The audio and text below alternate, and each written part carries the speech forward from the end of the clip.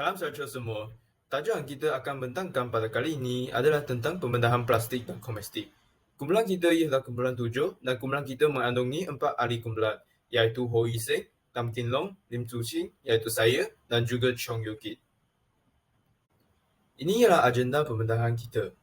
Kita akan membentangkan pendahuluan, jenis pembedahan plastik dan komestik, tujuan pembedahan plastik dan komestik, serta kesan buruk dan kebaikan terhadap kedua-dua pembedahan ini. Pertama sekali, saya akan menerangkan maksud pembedahan plastik dan pembedahan komestik. Pembedahan plastik memberi tumpuan kepada pembaikan kecacatan untuk membina semula fungsi normal dan penampilan.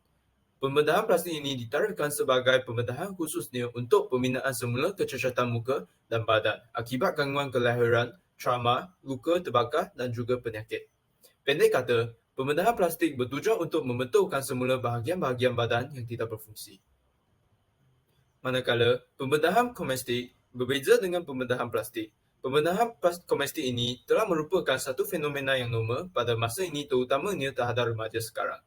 Pembedahan komestik ini memberi tumpuan kepada peningkatan penampilan sahaja.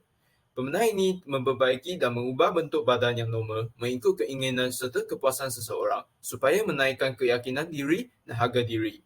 Maklumat utama pembedahan komestik adalah untuk meningkatkan daya tarikan estetik, simetrik dan juga perkadaran. Kebanyakan pembedahan komestik dilakukan di bahagian muka seperti mata, hidung, mulut dan juga bahagian badan yang lain. Sekarang, saya akan memperkenalkan jenis-jenis pembedahan plastik, iaitu pemulihan payudara, pembedahan pembaikan kesan terbakar, pembaikan kecacatan kongenital iaitu seperti cleft lip atau cleft palate, pembedahan pembaharuan parut dan juga pembedahan tangan. Dengan contoh-contoh tersebut, kita boleh memastikan bahawa pembedahan plastik ini hanya memberi tumpuan kepada pembaikan kecacatan untuk membina semula fungsi normal dan juga penampilan.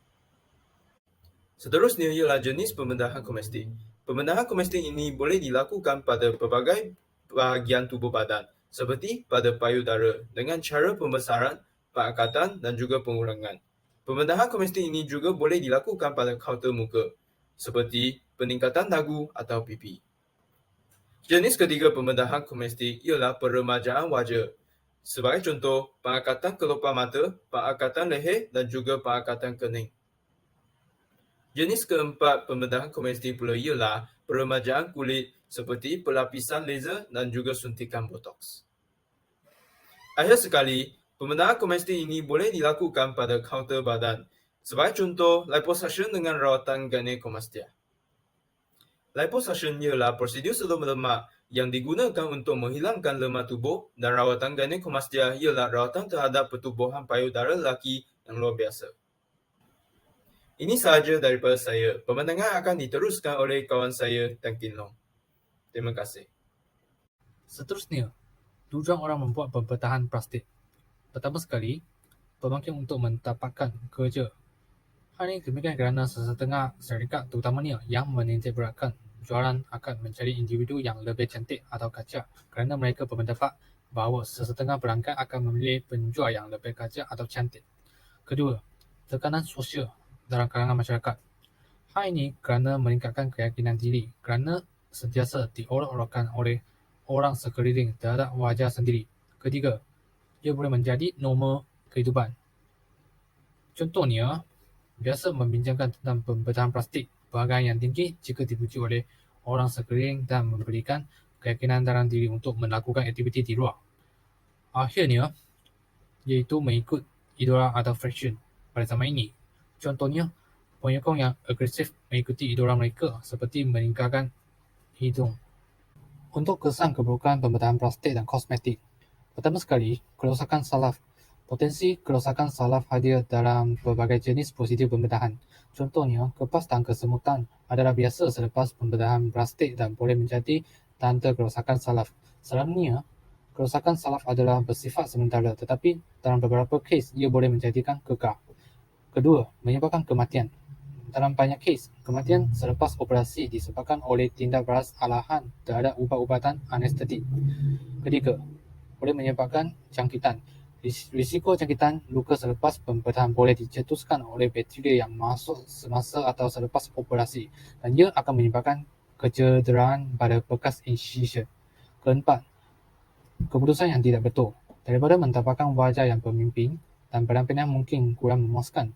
Hal ini demikian, kemungkinan ini adalah ketakutan terbesar bagi mana-mana pesakit pembedahan plastik dan kosmetik.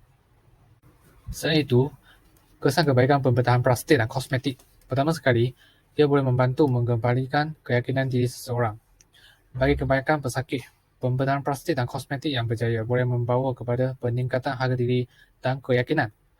Keyakinan baru ini dapat menunjukkan dirinya dalam banyak aspek kehidupan secara sosial, profesional dan romantis. Kedua, ia boleh menghilangkan keaiban. Ia juga boleh mencipta dan mengubah harga diri dan mempengaruhi emosional dan boleh mendorong mereka untuk berfikir akan kekurangan diri sendiri. Seterusnya, dapat menarik perhatian orang yang dikasihi mengakibatkan kekecewaan. Ketiga, membantu mangsa ke arah hidup yang lebih sempurna. Hal ini demikian kerana dapat membantu mangsa-mangsa kemalangan kerana memberikan peluang yang kedua untuk mereka menjalankan kehidupan yang normal tanpa dipandang hina oleh sekelintir masyarakat. Akhirnya, ia juga boleh meningkatkan kesihatan dan kualiti hidup.